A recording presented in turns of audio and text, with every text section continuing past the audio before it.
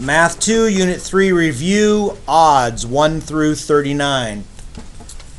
Alright, number 1, given triangle EFG is congruent to triangle XYZ, find the measure of angle X. Well, we can see that F corresponds with Y, so we can put 60 there. We know G and Z correspond, so we know that's 90. 90 plus 60 is 150, so we know E is 30, which means X has to be 30 as well. So angle X is 30 degrees, or the measure of angle X equals 30 degrees. Number 3. So to prove that triangle KLM is congruent to triangle KLN, which triangle congruency postulate could be used? And that is definitely angle side angle is congruent to angle side angle. Okay, number 5. Choose all the corresponding congruent statements given. Triangle MON is congruent to triangle PQR. So angle M is congruent to angle P. Okay, they correspond, so that's true. Line segment ON is congruent to line segment QR. ON corresponds with QR, so that is true as well. Line segment MN is congruent to PO, and that's not true.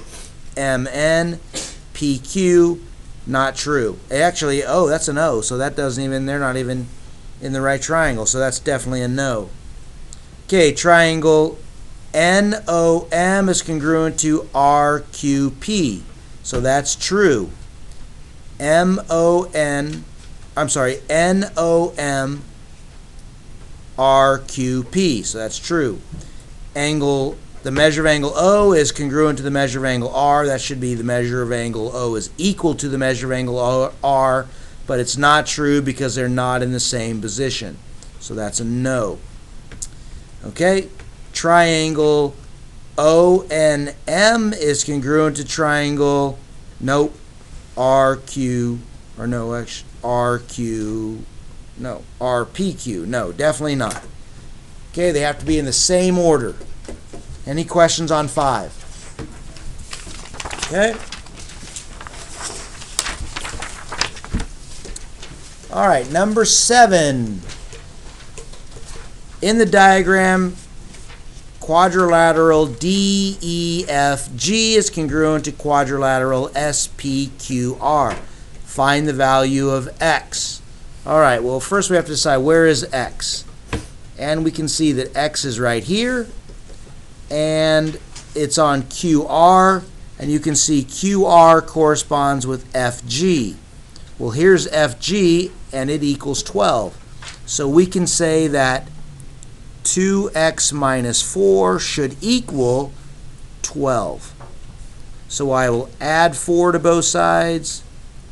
I get 2x equals 16. Divide both sides by 2, and I get x equals 8. All right, going on to B, find the value of y. Well, where is y over here? Okay, y is in the measure of angle Q. Is that a Q? Yes. So what corresponds with Q? Well, F corresponds with Q, doesn't it? And F equals 68 degrees.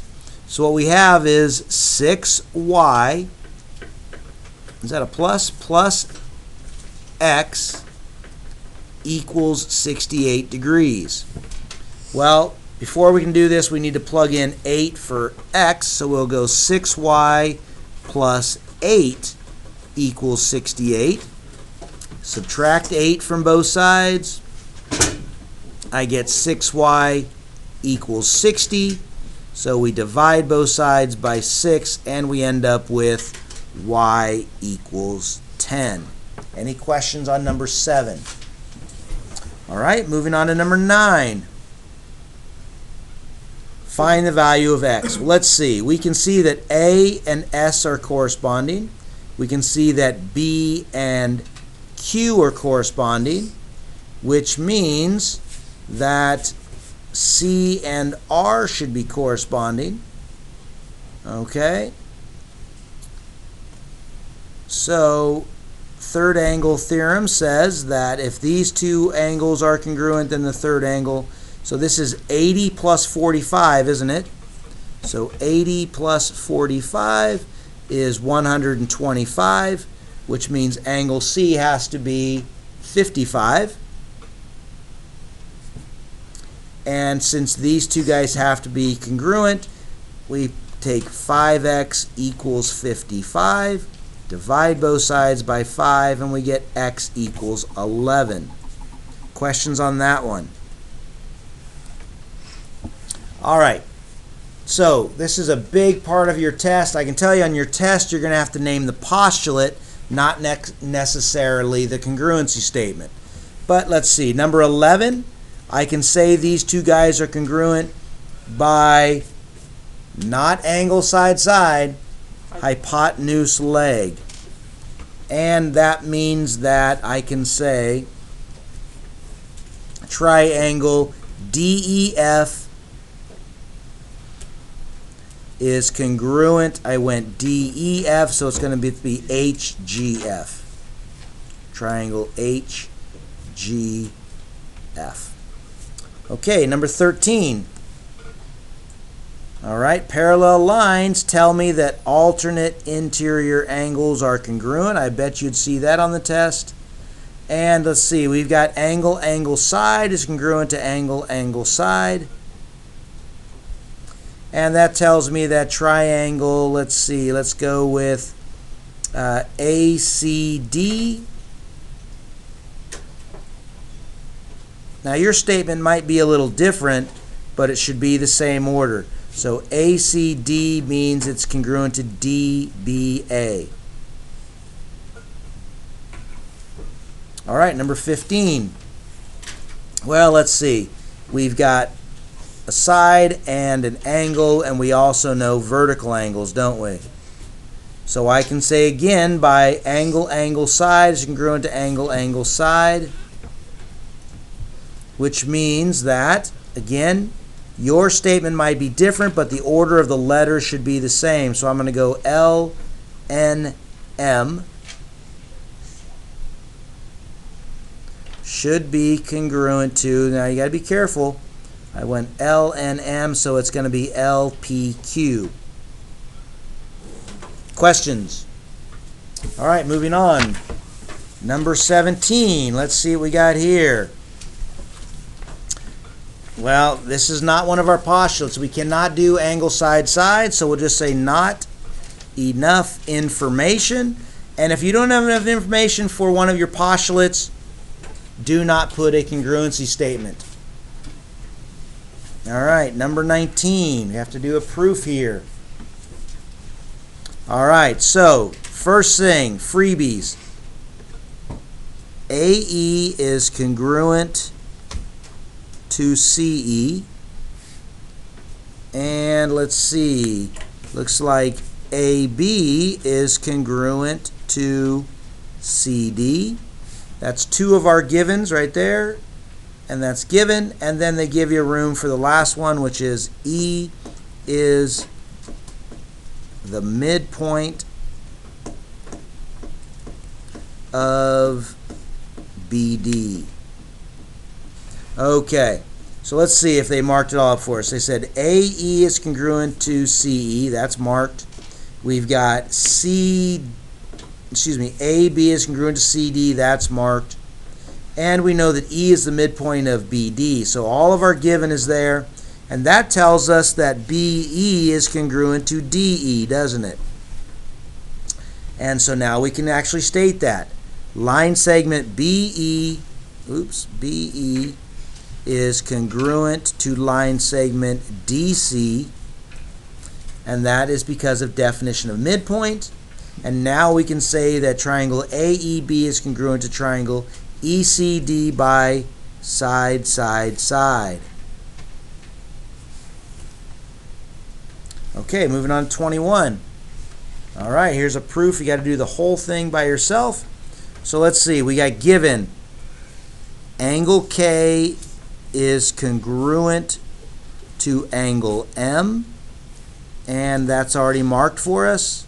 We also know that line segment KL is congruent to line segment ML, and that's marked for us as well, and that's all part of the given. Okay, so one other thing we know, we have to have some information we know on our own, and of course we know that vertical angles are always congruent. So we're going to use angle, side angle, angle, side angle. So I'm going to write angle, side angle. Now I do this to make sure that I always have these congruency statements. So there's my angle. Angle K is congruent to angle M, so I can check off that. I also know that line segment KL is congruent to line segment ML, so I can check off the side. So I need one more angle statement, and that's where number 2 comes in. I can say that angle MLP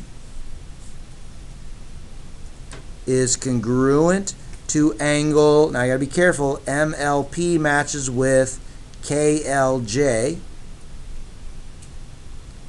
If you put it in the wrong order, you will lose points. Now you could have put angle PLM is congruent to angle JLK, that's fine, but boy, you better have that L in the middle and the M and the K's got to match up, whichever one you choose. And how do we know that? Well, I like definition of vertical angles. Whoops, I spelled that wrong, but that's all right. No E, A-L, angles.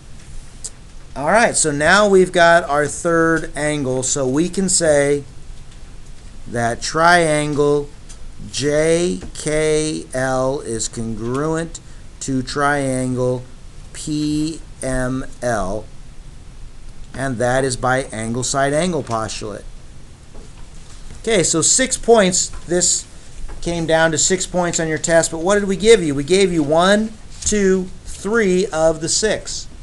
Now, let's just say instead of proving this, they asked you to prove that angle P is congruent to angle J. Well, you'd still have to go through all these steps and prove the two triangles are congruent, but then your next step would be to write angle P is congruent to angle J, and we know that how? Corresponding parts of congruent triangles are congruent. CPCTC. You use this step when they ask you to prove one part is congruent to another part. First you prove the triangles are congruent, and then we know that all the corresponding parts are congruent. And there'll probably be one like that. Not probably, there will be one like that. Okay, moving on. Number 23. All right, some of you will need to separate these. We're looking at triangle RST. There's RST, and we separate it, and we get STU. What do they have in common? Hopefully it's easy to see. It's ST. All right, moving on. Name a pair of overlapping congruent triangles. State whether they are congruent by side, side, side, side, angle, angle, angle, side, or hypotenuse leg. All right, so what do we know? We know that angle ADC is congruent to angle BCD, and that's usually a dead giveaway what our two triangles are. I think our two triangles are going to be... You're doing the wrong one. Oh, you're right. Thank you. Well, I'll give you a little hint there for tomorrow. All right, so we know that we've only got really two triangles here, and the information they give us tells us that we have triangle JKN, and we have triangle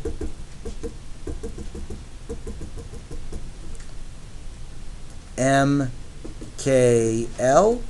and we know that JK is congruent to KL, and we know that KN is congruent to KM, and you should see that they share angle K.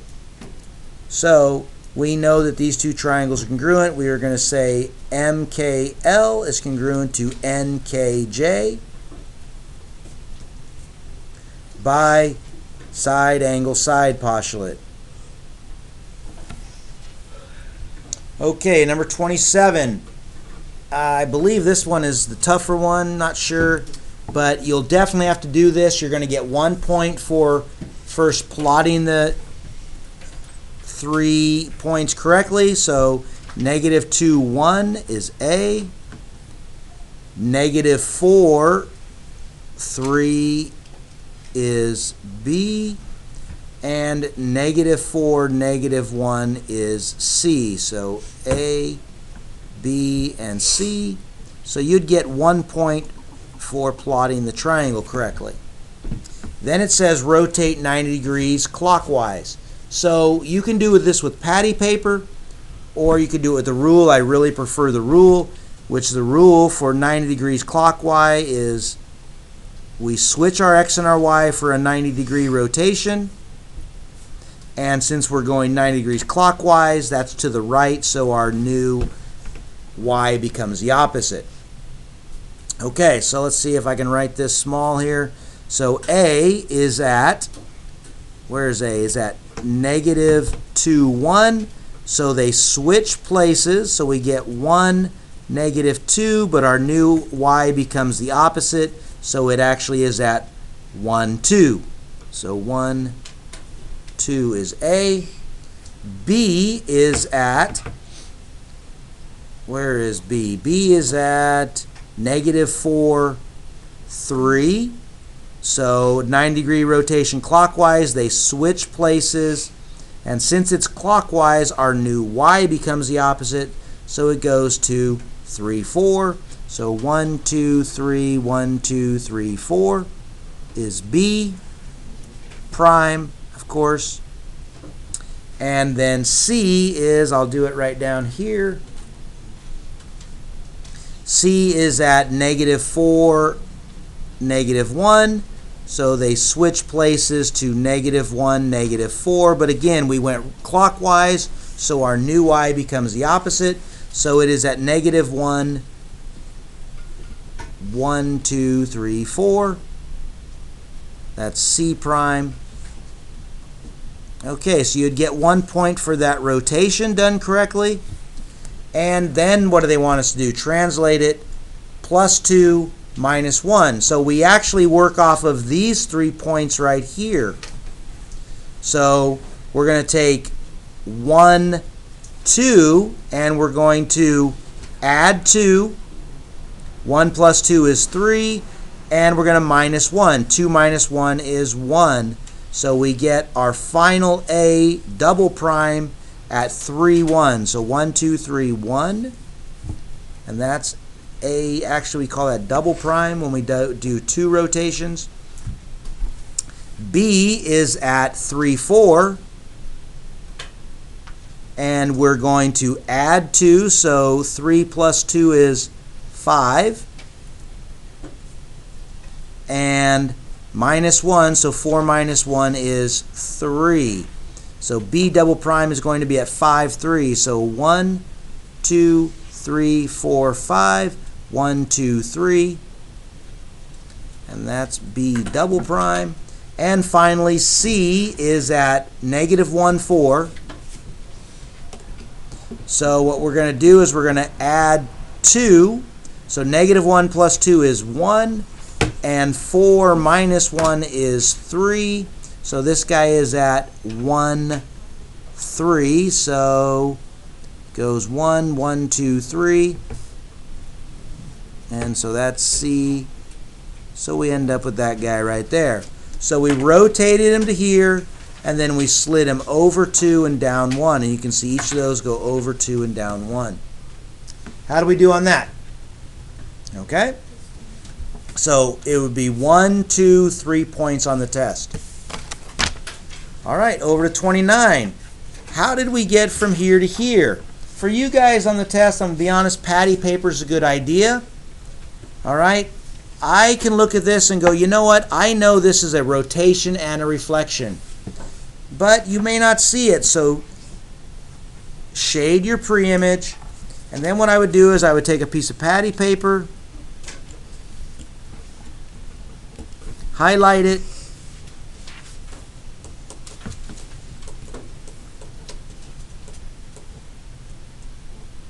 and then start messing with it. Well, maybe you think it's a rotation. Maybe you think it's a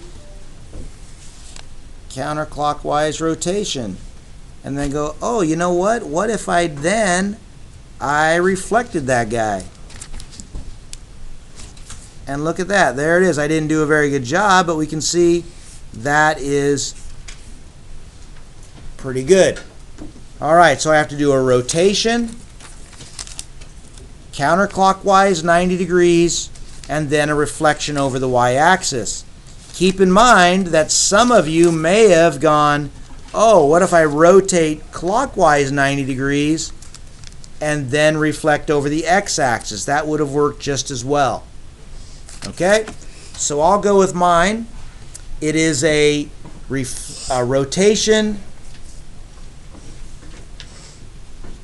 90 degrees counterclockwise, and then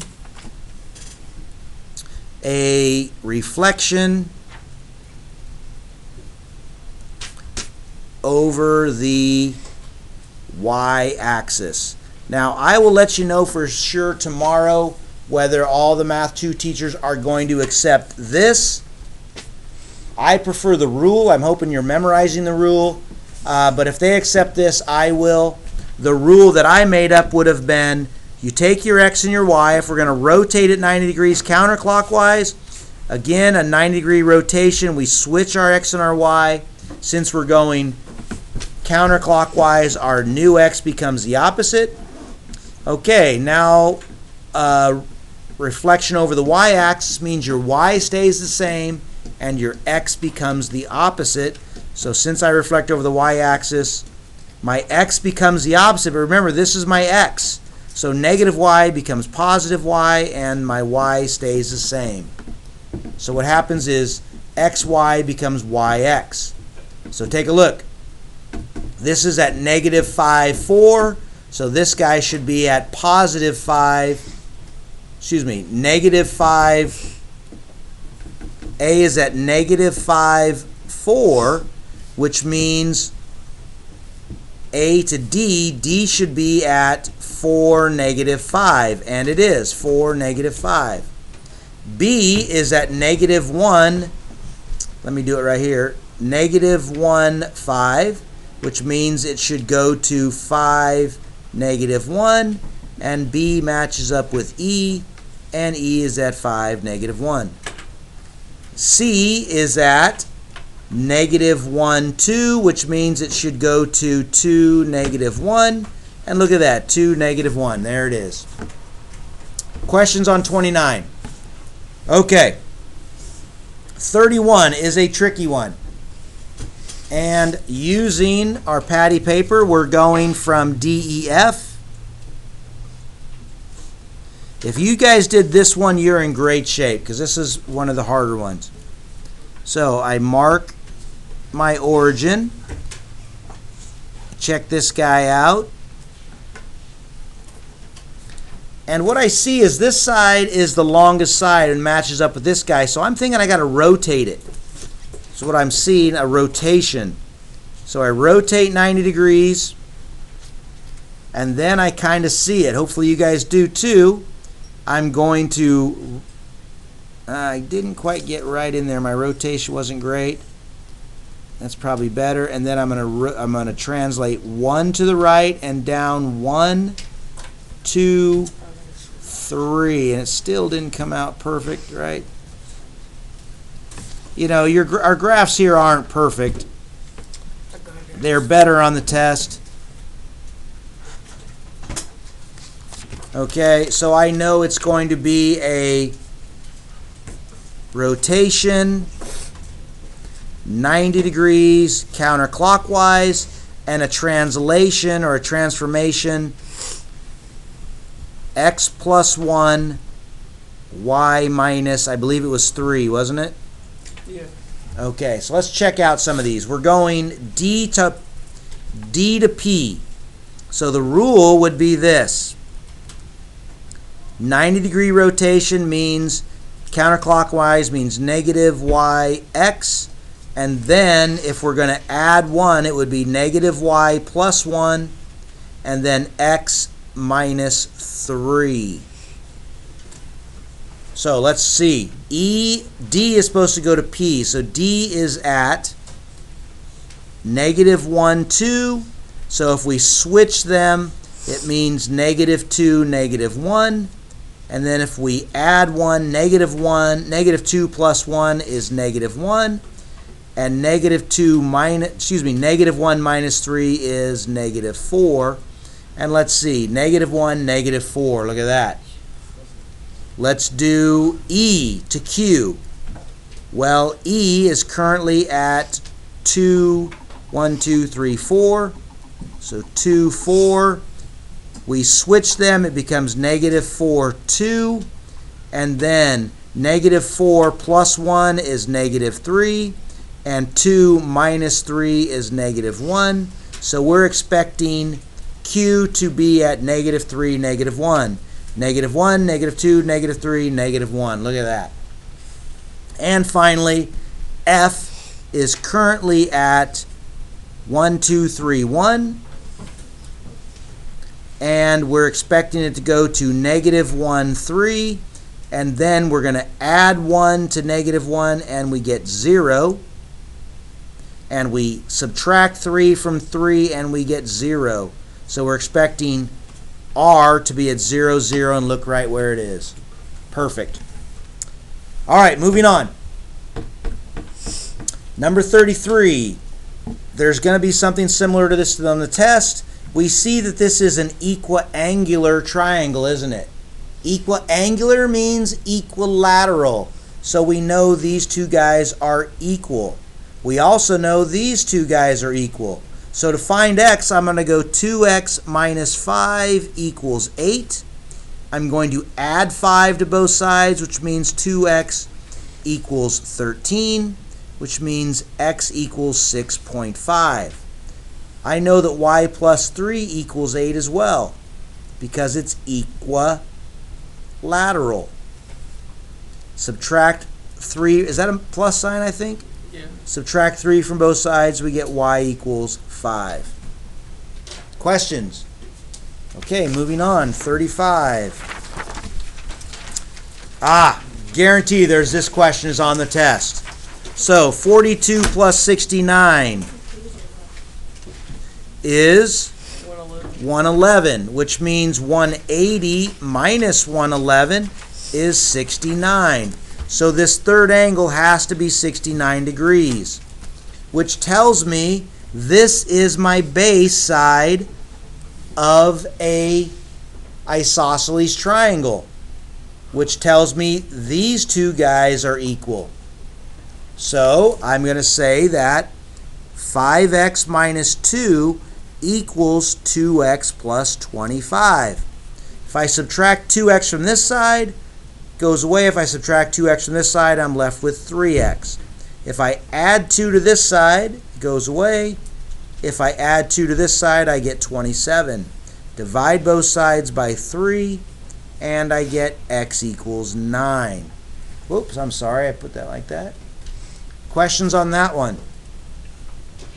Okay, number 37. I would bet this question is on the test as well. That tells me it's an isosceles triangle, which tells me this is my base, and I know that base angles are congruent in an isosceles triangle. 180 minus 50 is 130, which means these two angles have to share 130, which means they are both 65 degrees. Okay, and the last one, 39, another great question for the test. Well, let's see. I can say that these two guys are congruent, which means that's an isosceles triangle, which means this is my base, which means if this guy is x, I know that guy is x as well, which tells me that x plus 68 equals 180, which means 2x plus 68 equals 180, which means 2x equals, what is that, 112, which means 1x equals 56 degrees. And there's your odds.